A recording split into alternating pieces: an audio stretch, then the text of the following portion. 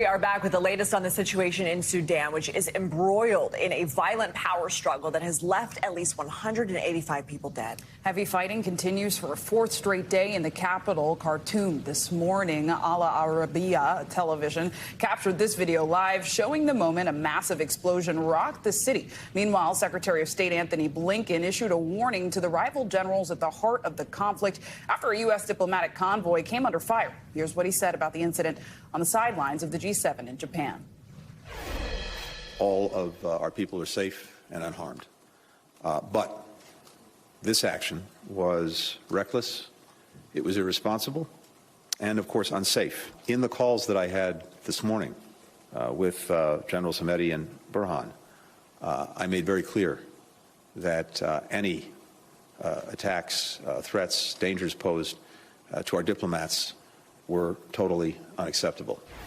Joining us now to talk more about the situation on the ground is Lakshmi Parthasarathi. She's an American traveler currently in Sudan. Lakshmi, thank you so much for joining us, especially at a time like this. First off, I hope you and yours are keeping safe right now. Can you just tell us a bit about yourself, what brought you to Sudan, and where you're specifically staying, how long you've been there?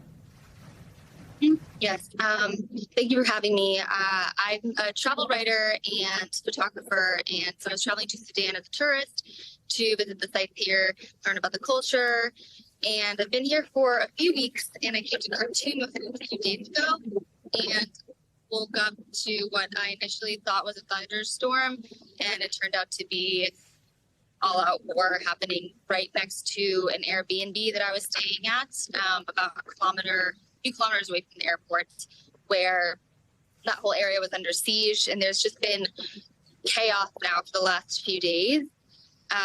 Actually, right at this moment, my friend and I were here, hitchhiked south to find water and power because the city center and the areas around there where there's fighting, there's no access to a lot of basic resources.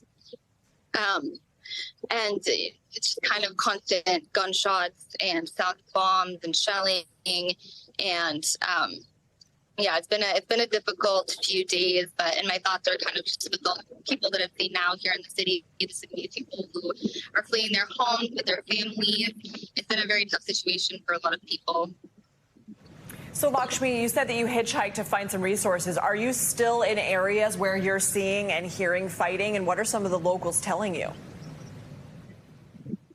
Yeah. So we went 10 kilometers south, and this area had been peaceful, is what the people had said. But actually, last night, a few hours after we arrived, there was a bomb strike on actually this mosque that we are standing in front of at this moment. No one was killed, fortunately, but a lot of people fled this area as well. So the fighting just seems to be escalating and spreading farther and farther out into other parts of the city. So it doesn't really seem like it's clear where there's safety and where there's not. There was a car of army soldiers or militia forces, unclear, kind of going around pointing guns. So it's calm here at the moment, but it's also still very, very tense, unclear what's happening. And people are just not really sure what the next steps are. People that have like a place to go outside of the city, people are trying to get there, but it's also not a safe journey leaving.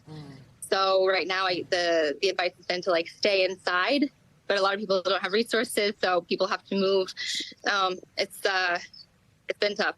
Yeah, and I want to talk a bit more about that advice to stay inside. I know the airport is closed right now, and you said it, that it's not clear where is safe and where is not. I know the U.S. State Department has issued an order to stay indoors and shelter with no current plans for evacuations.